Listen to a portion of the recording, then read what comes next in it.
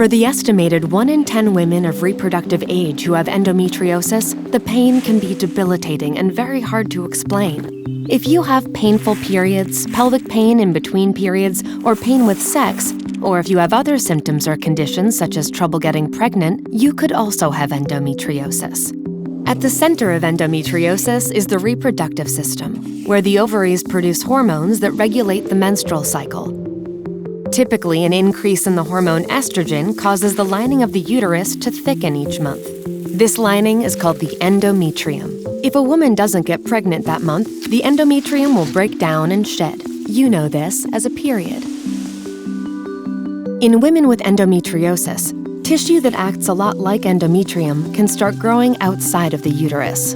The exact cause of the disease is unknown, but most scientists think that this happens when those bits of tissue leave the uterus in the wrong direction during the period, through the fallopian tubes. And while this process occurs in many healthy women, women with endometriosis experience it differently. There are a few things that can put a woman at a higher risk for endometriosis, like a family history of the disease, starting your period at a young age, or long or heavy periods. Patches of this endometrium-like tissue are called lesions or implants. They are fueled by estrogen, just like the normal endometrium, and like a vine, they can cling to certain organs nearby. As estrogen levels rise, the lesions can grow, and later in the menstrual cycle, can break down and shed. This can cause pain and inflammation throughout the month. Some lesions can even form their own nerves, another reason there can be pelvic pain outside of the period.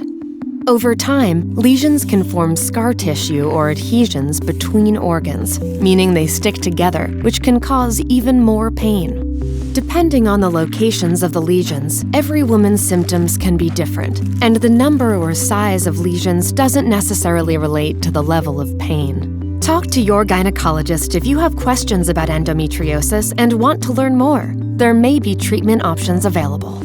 You can also share this video with the women in your life. You never know who it might help.